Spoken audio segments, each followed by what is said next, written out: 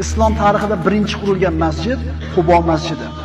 Rasululloh sollallohu alayhi vasallam Quboga to'xtadilar hamda mana shu joyga to'xtagan kuni masjid qurishlikni buyurdilar. Va masjid u loydan qilingan shu ustunlar bilan teyablab, eplar bilan mashq qilib qo'yildi. Bunaqa bir masjid bo'lgan emas, ziynatli.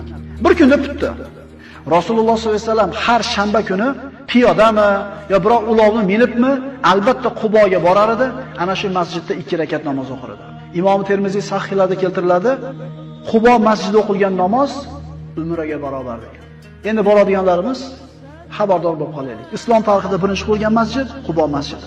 Payg'ambarimiz Quboda dushanba, seshanba, chorshanba, payshanba turdi. Juma kuni kunduzi Madina Munavvaraga qarab kirishlikni boshladi. Yo'lda ketayotganida payg'ambarimiz Qubo bilan Madina o'rtasidagi Banu Salim ibn Avf yeriga yetganida juma namozi vaqti bo'ldi. Payg'ambarimiz shu yerda turib juma namozini o'qidi va birinchi islomdagi xutbani, juma xutbasini shu yerda o'qidi.